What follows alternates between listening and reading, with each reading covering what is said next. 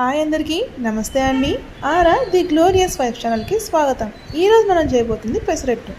దానికోసం ఒక పాత్ర తీసుకొని ఒక గ్లాస్ బియ్యం వేసుకోవాలి. అందులో 2 గ్లాసులు పొట్టు పెసరపప్పు వేసుకుంటున్నాను నేనైతే. మీరు మామూలు పెసరపప్పు కూడా వేసుకోవచ్చండి, అది మీ చాయిస్.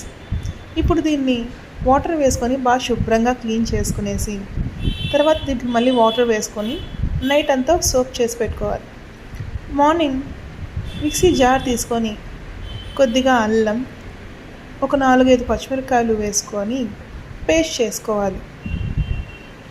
ఇలా గ్రైండ్ చేసుకున్నాక ఇందులో మనం నైట్ మొత్తం సోక్ చేసుకున్న పెసరపప్పుని వేసుకొని బాగా మెత్తగా బ్లెండ్ చేసుకోవాలి.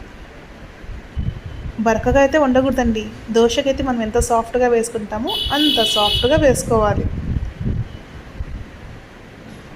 ఇప్పుడు ఇందులో 3-4 వరకు సన్నగా కట్ చేసుకున్న ఆనియన్స్ని వేసుకోవాలి. ఒక గుప్పెడు జీలకర్ర వేసుకోవాలి. జీలకర్ర చాలా మంచిది కదండి. చిటికెడు పసుపు, 1/2 స్పూన్ సాల్ట్, లైట్గా సోడా పిండి. దీన్ని బాగా మిక్స్ చేసుకోవాలి. కొత్తిమీర కూడా వేసుకోవాలండి.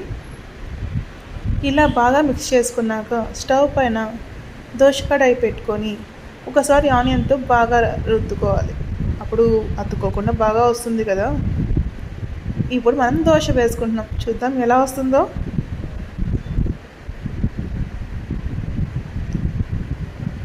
పెసరట్టుకి కొంచెం ఆయిల్ బాగానే పడుతుందండి, అప్పుడే దాని టేస్ట్ చాలా బాగుంటుంది.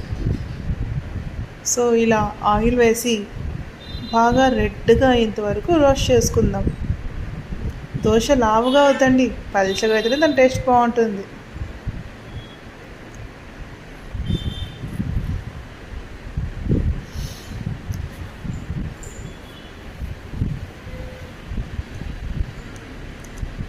సో ఇలా 2 సైడ్స్ బాగా రోస్ట్ చేసుకొని దోశ తీసుకోవాలి పక్కకి.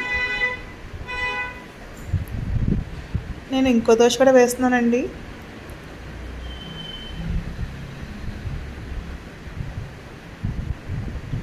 పెసరట్టు అంటే ఇష్టం లేనిది ఎవరు ఉంటుంది చెప్పండి? మా ఇంట్లో మా పిల్లలకైతే చాలా ఇష్టం. ఇలా వేడి వేడి పెసరట్టులో అల్లం పచ్చడి వేసుకొని తింటే అబ్బా ఎంత బాగుంటుంది కదా అసలు.